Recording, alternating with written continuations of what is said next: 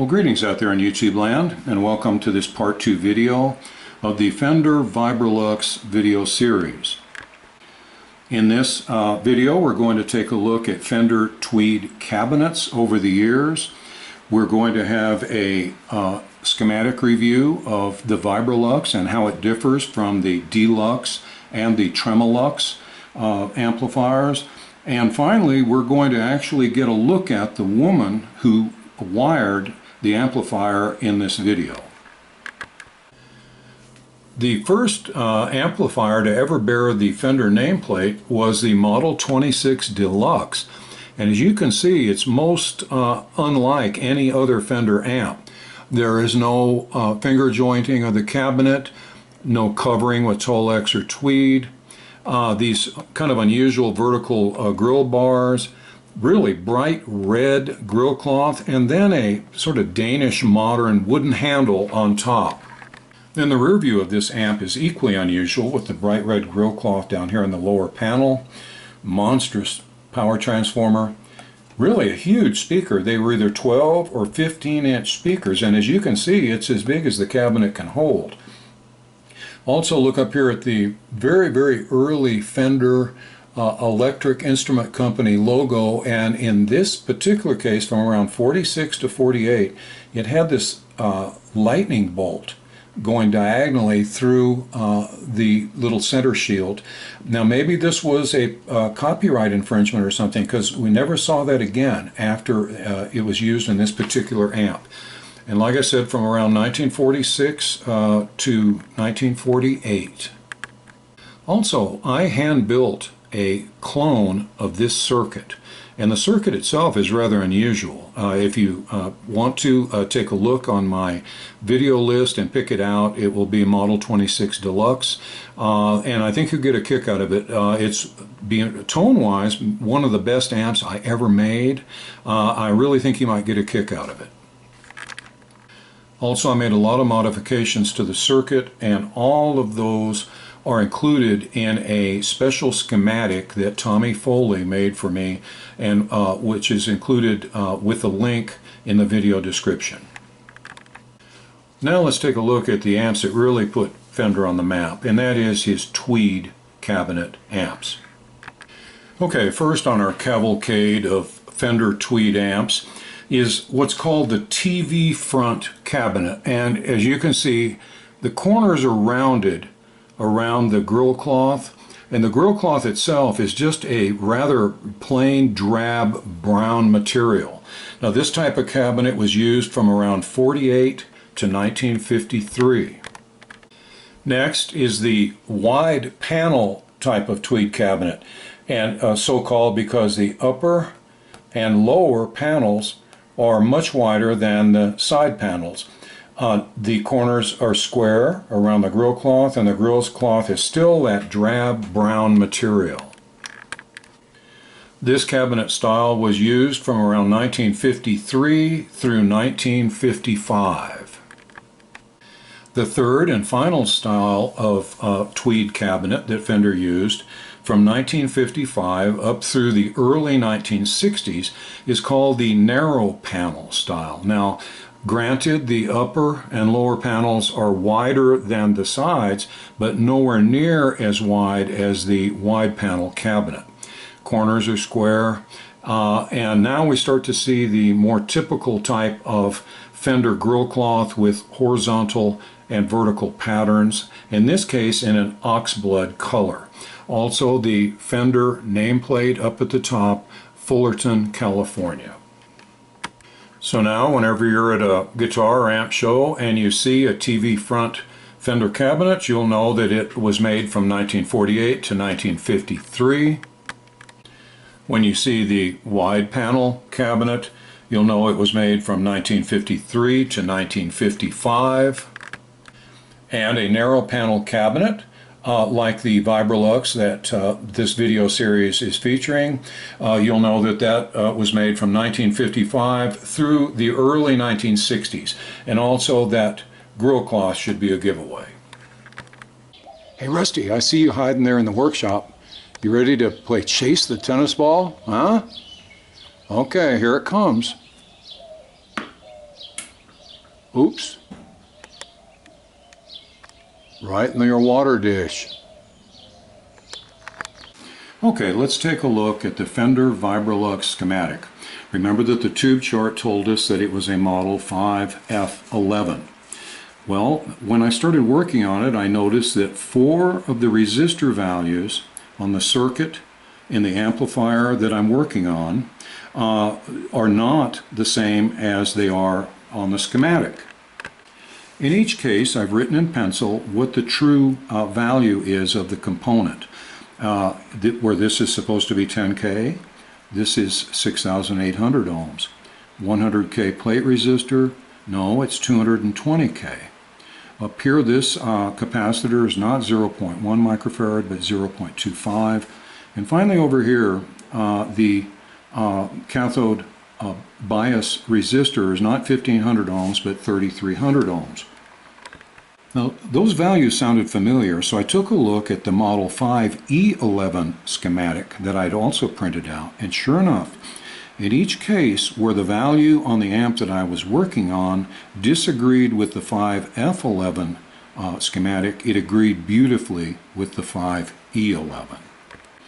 Now, those are the only 4 differences between the two circuits, and since the Vibrolux that I'm working on agreed with this particular circuit, there's no doubt in my mind that it is a 5E11 circuit with a tube chart that is incorrect and calling it a 5F11. And I think there's a valuable lesson to be learned from this, and that is that when they were making these things, they didn't care one way or the other whether this was correct. All they cared about is whether the tubes on that tube chart matched the amplifier itself, and they do. So take the circuit that's printed on your tube chart with a grain of salt. Okay, now let's take a look at the 5E11 Fender Vibrolux schematic. First, 3 seemingly equivalent inputs here, but there is a glaring mistake that was made by Fender in this input arrangement. I'm not going to tell you what it is today, but in video 3 we're going to discuss it and I'm going to demonstrate it to you. But take a look at these 3 inputs and see if you can't see what's wrong with the design. Now, the Fender Tremolux and Vibrolux are both based, I believe, on the Fender Deluxe circuit. Here is the Fender Deluxe circuit, the famous 5E3 version of it. And if you notice, the first preamp tube here is a 12AY7.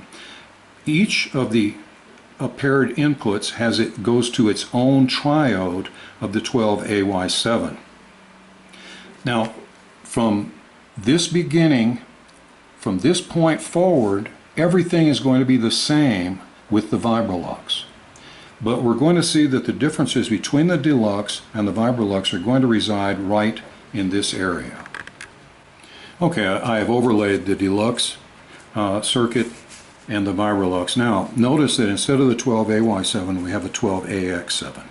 Why?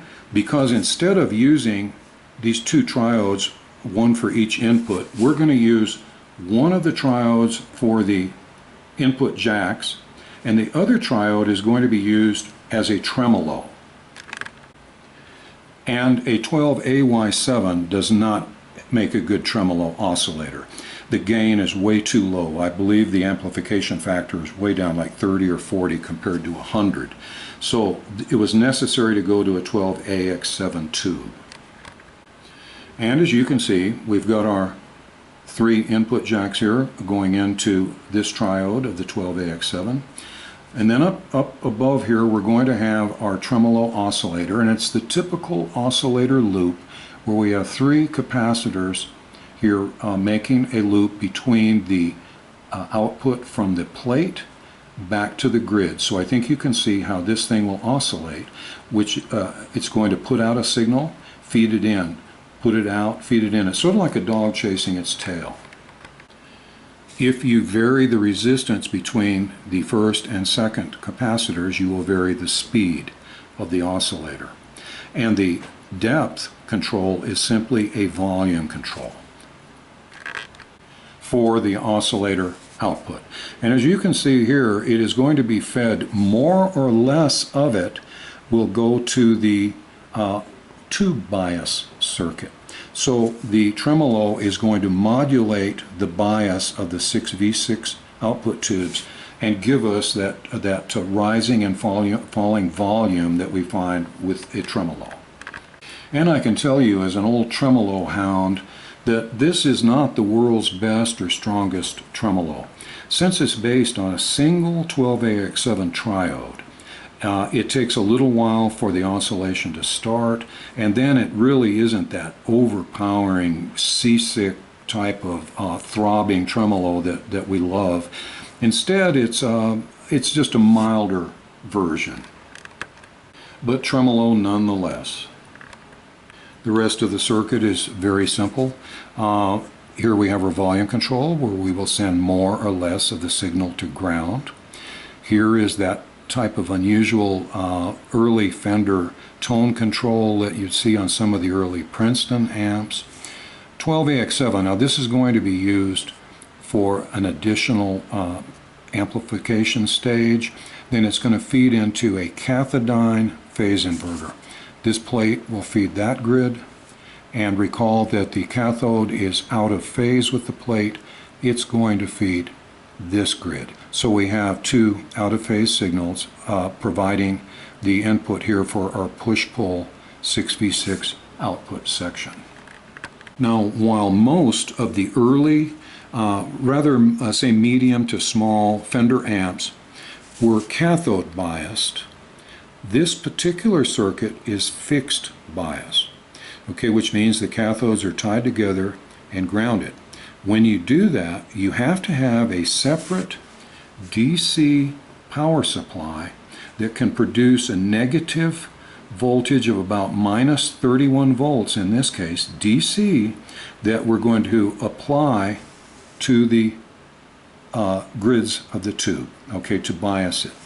The bias voltage that we're going to apply to the grids is going to be modulated by the tremolo if the tremolo is turned on. So that's about it. I'm going to go into more detail on the circuit when I actually show you the amplifier circuit itself, and we're going to talk about a very serious problem here with the input. We're going to talk about this DC bias supply here, and several other places in the circuit where you need to kind of focus a little extra attention. I think you're going to find it very interesting, particularly if you have an amp like this. Now, we've seen that the Fender Deluxe, other than this first preamp section, which uses a 12AY7 and has no tremolo, the rest of it is virtually identical to the Vibrolux. But if you're like me and you get confused with all these Luxes, okay, you get the Deluxe, the Tremolux, and the Vibrolux, what the heck is the difference between them? Well, here is a Tremolux schematic. Now look at the input. Identical to the Deluxe. Absolutely identical. Notice that the output tubes are cathode biased just like they are in the Deluxe, not as they are done in the Vibrolux. But notice up here the addition of a 2-triode tremolo. This is a much better tremolo than the one in the Vibrolux, and notice that it is not associated here with the first tube, but is inserted here after the 12AY7 and before the 12AX7 phase inverter. Okay, so the Tremolux is going to have 6 tubes instead of 5. It has a 12-inch speaker and a larger cabinet.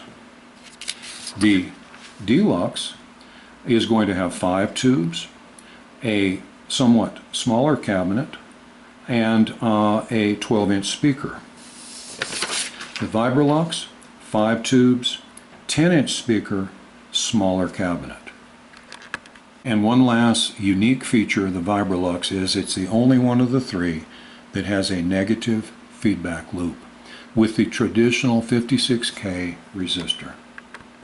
Well, that's about it for this review of the early Fender cabinets and of the schematics of the Vibrolux, Deluxe, and Tremolux amplifiers.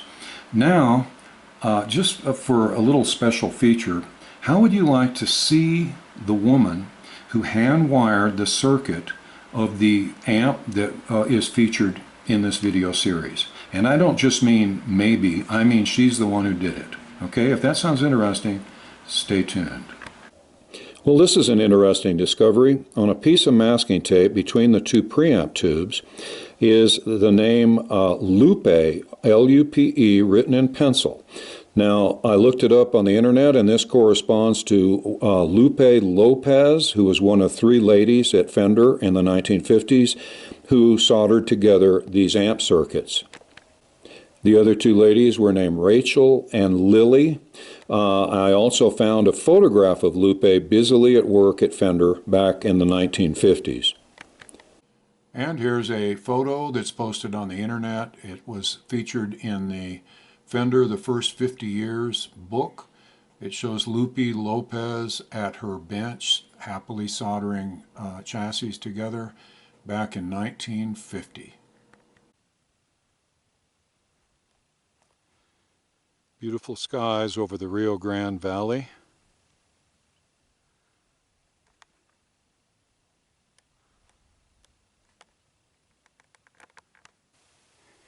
And a yucca in full bloom.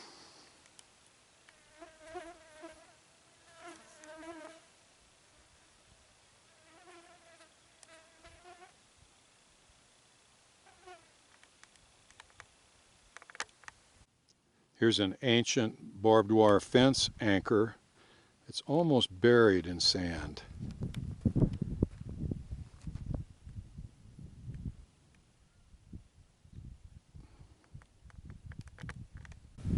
Looks like trains have red lights too. Here we have somebody who got home so late from the ball that their whole house turned into a pumpkin. And here's another one that's celebrating Easter a little early. Some of these roadside rest stops are rather primitive, but I guess if you gotta go, you gotta go.